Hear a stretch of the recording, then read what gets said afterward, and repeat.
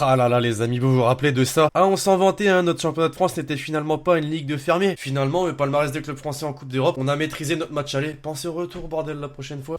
J'espère que vous allez bien la team, ça y est, tous les clubs français sont éliminés de la Coupe d'Europe, et je dis bien Coupe d'Europe, oui, parce qu'en Ligue des Champions, Lyon, bon, malheureusement, est tombé contre plus fort que lui, et Rennes, bah finalement, pareil, mais n'a pas joué. Franchement, j'étais dégoûté. Alors aujourd'hui, la team, on va reparler un petit peu de tout ça, mais pas que, puisqu'il y a des déclarations, quelques tweets sympathiques, mais surtout un top but de folie. Alors je compte sur vous l'équipe pour rester jusqu'à la fin de cette vidéo, sachant qu'il faut le rappeler, comme d'habitude, bien sûr, il y a la question hashtag Hélène que vous m'avez posée dans le précédent épisode. D'ailleurs, n'oubliez pas de me la poser pour le prochain. Sans plus de blabla, c'est parti pour cette Actu Foot qui est sponsorisée bien sûr par OneFootball. Le lien est dans la description.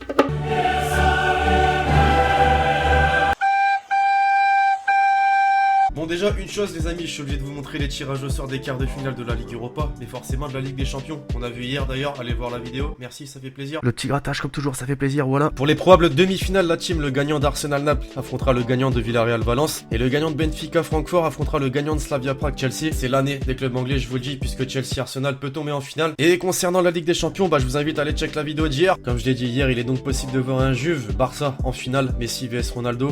Aïe aïe aïe. Ah oui, il est comme ça. Donc là les amis, je suis sur Twitter, je voulais un petit peu les rencontres de Ligue des Champions et je vois il y a une réponse de Cesc Fabregas. Barça are winning it. Il a beau jouer à l'AS Monaco, mais il reste supporter du Barça à ce que je vois. Je pense pas qu'il soit nécessaire de revivre un petit peu toutes les rencontres qu'on a vues cette semaine, étant donné que j'ai réalisé 2 petites vidéos, allez les voir d'ailleurs. Mais quelques infos et petites anecdotes qui m'ont marqué. Par exemple, vous vous demandiez peut-être pourquoi est-ce que l'Olympique Lyonnais a perdu contre le Barça. C'est faux, personne ne s'est posé cette question. Et quand même une petite réponse, Messi.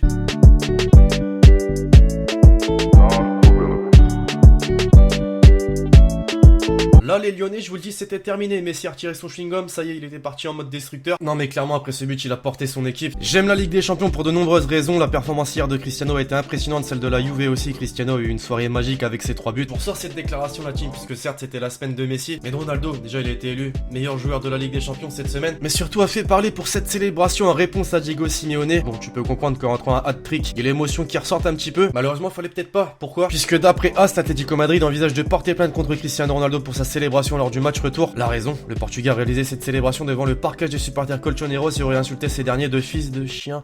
Ah ouais.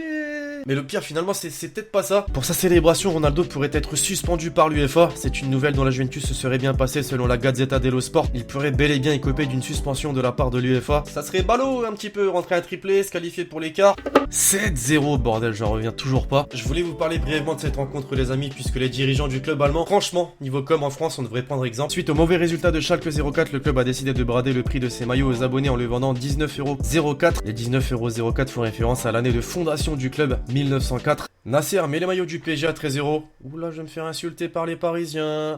Alors cette semaine, on a eu du Ronaldo répond à Messi, du Messi répond à Ronaldo. Il y en a un qui a répondu aux deux, carrément, et ça s'est passé en Europa League. Olivier Giroud, la team, effectivement, il a inscrit un triplé. Le mec dit tout simplement qu'en championnat, il est même pas titulaire. En Ligue Europa, il claque des gros triplés dans le plus grand des calmes. Incroyable. Et puis rapidement, Aubameyang et sa célébration contre le Stade Rennais. Parlons même pas de ce match, il m'a complètement dégoûté. Zéro combativité, zéro envie des Rennais, malgré le déplacement, c'est vrai, des supporters qui franchement ont fait le taf.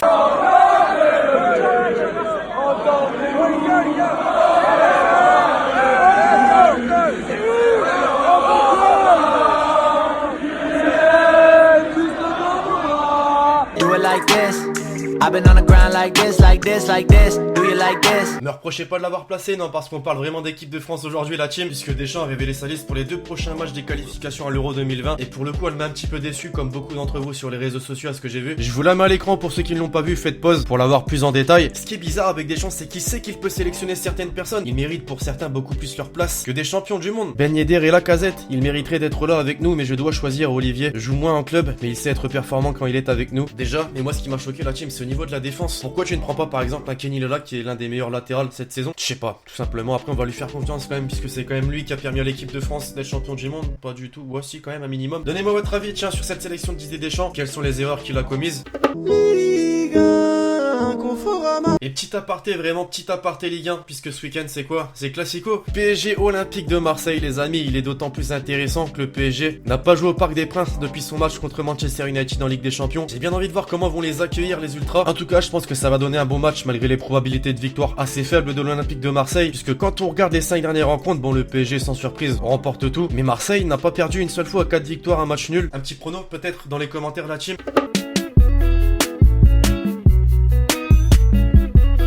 Ronaldo est un joueur extraordinaire, mais Messi est un génie. Il y a 3 génies dans le monde du football, Pelé, Maradona et Messi. CR7 n'en est pas un, il est capable d'aider son équipe, mais Messi est un génie, c'est plus fort que ça. Après une telle semaine, t'as envie de lui dire, mais ferme ta gueule. Non, vraiment, tu ne peux que les admirer, franchement, ce qu'ils ont réalisé cette semaine. Incroyable, bon ça pour ceux qui n'ont pas compris, c'était l'avis de Capello, l'ancien sélectionneur de l'équipe d'Angleterre.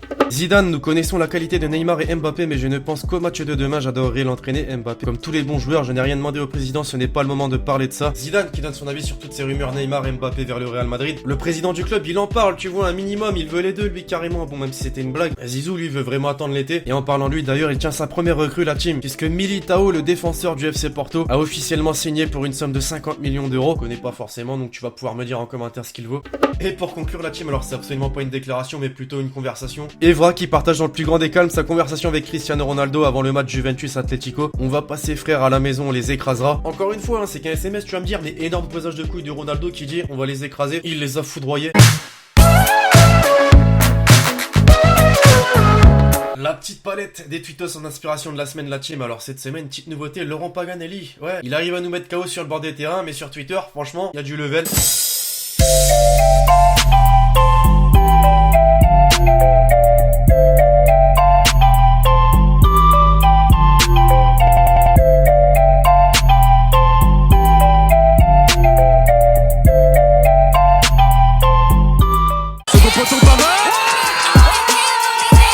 Je vous parlais d'un vrai top but aujourd'hui dans l'introduction de la vidéo. C'est parti, faites-moi un petit top pro but de ce top but cette semaine.